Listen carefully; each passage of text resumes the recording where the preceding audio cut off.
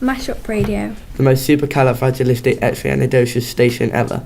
In Derby City. News. For young people.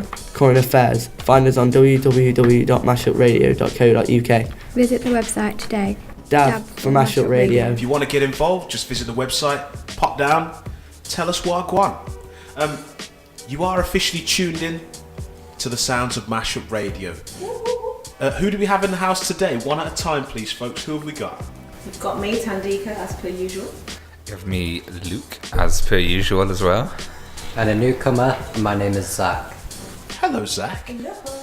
Fancy seeing you here. Are you okay, young man? Yeah, I'm not too bad. Good, good. We are here on a specific topic today. We've done the 1 hour with series, but this time we're going to be looking at a bit of knife crime. Do you know anything about knife crime, Zach? Not locally. Okay. Luke, do you know anything about knife crime? I was born in Nottingham, so... What are you trying to say, Luke? It had a reputation 15 years ago or so, unfortunately. So, where have we been today, Tandika, this morning? We've been to Da Vinci. Mm-hmm. They had a really big demonstration, or dramatise something up. Yes, so they basically did a big dramatiser. I still can't say it. It was a dramatisation. That's the one. There we go. Okay, so we're going to dip out. We're going to have a listen to what those guys had to say. And then fingers crossed, when we do come back, you'll have a bit more of an insight into knife crime and what it's all about. Okay. I was going to say they had it around knife crime and the consequences of knife crime.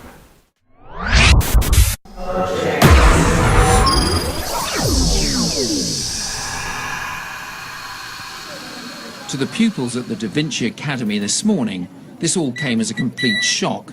They had no idea that a group of fellow students at the Derby School had arranged this realistic scenario where the police turned up in force to check who might be carrying knives. My name is Tati and I play the role of being one of the people being arrested. My name's Cameron. I also got arrested and put into the back of the van.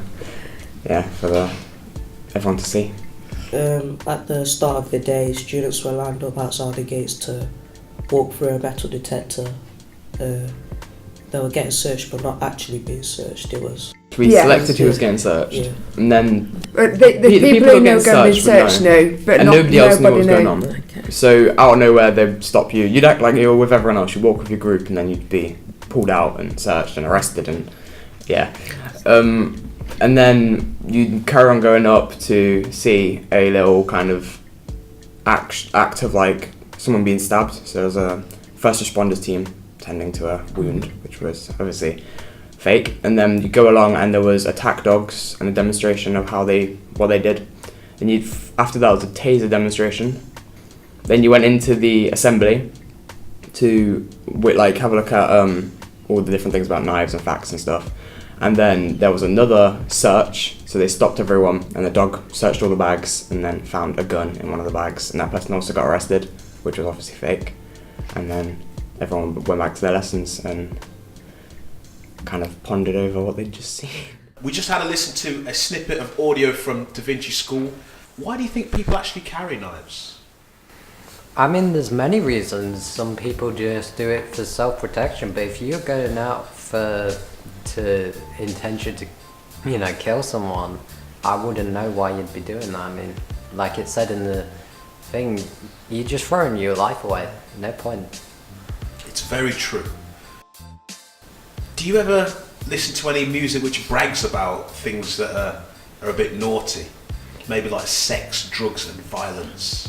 Not actively, but you can hear it a lot in modern day music on the radio. I think it's kind of stupid, honestly.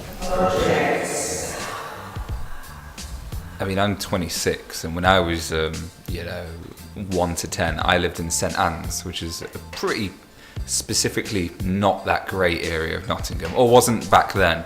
And I think in terms of the city of Nottingham, it's improved a lot since when I was younger, because I remember hearing all sorts of stories. Someone I went to school with, actually 1 year above me, killed someone. This wasn't on purpose. I think this actually comes into a lot of kind of comes into knife crime, is that a lot of these things happen by accident. People go out maybe with weapons, not to inflict harm on purpose, but to protect themselves. You know, maybe you live in a rough area and they might think they're hard, and then an altercation happens and they kind of don't think twice, and one thing leads to another, and you know, and this how this situation was. It was basically a complete accident, but that's one person dead and the other person got locked up for, I think, for 8 years. You know, it was pretty horrific, really, overall. Well, the person that's alive to suffer the consequences is you, because, I mean, you're kind of dropping yourself in it. You're giving yourself a massive jail time, a record, so you can't really go anywhere or get any jobs or anything.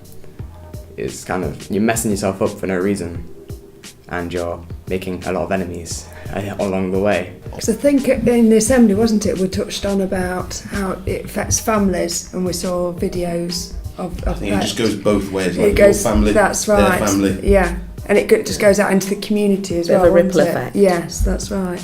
So that's what you try to get over in the film as well, wasn't it? Yeah, I mean, well, it depends, because if these people have already seen it, it wouldn't be so much of an impact. But if we went to another school, I mean, or saw someone else do it in another school, it would again impact someone. But I don't think you can do it too many times consecutively, because they would kind of get the hang of what's going on there. But I mean, if you, yeah, sure. Maybe.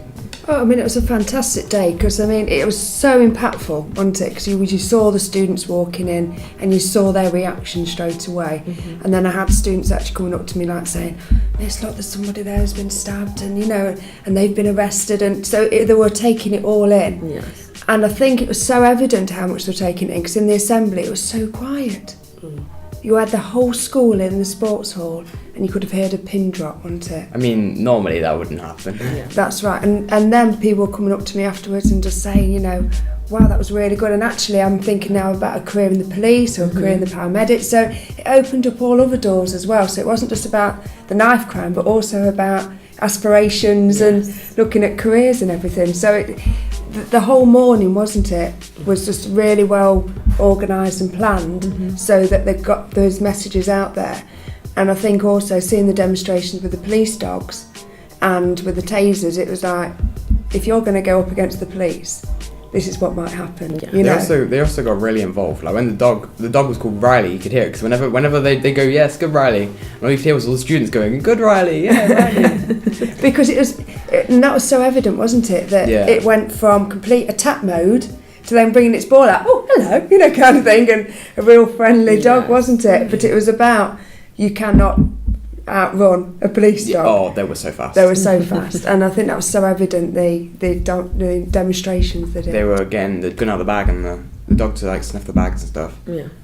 But yeah, apparently they could sniff money as well and stuff like that. Well, at this time, you're under arrest for being in possession of a bladed article, okay? You do not have to say anything, but it may harm the defence. We do not mention one question, something which you later rely in court. The arrests of Sian and two of her fellow students weren't real, but were designed to show pupils what could happen if one was caught with a knife. It was really scary, and like when you were in the van, you could see people like walking past, and it felt like they were judging you. It's for the greater good. It helps everyone to learn what to do and what not to do when involving knives and other firearms. They knew something was going to happen on the day, but they didn't know what. Yeah, because the thing is, we did it as a 9:30 start. Okay, yes. So it was a later start, so we didn't involve the primary schools and things like that, because we had over 40 police officers here, didn't we? They were lining all the streets, there was all police cars, there was the first response, there was the police vans as well, wasn't it? So when they came to the front gates, they just saw all this police tape, saw all the police lining up, they saw the metal detector that they had to go through, and you saw students actually taking out the keys and walking through. You know, they really took it seriously.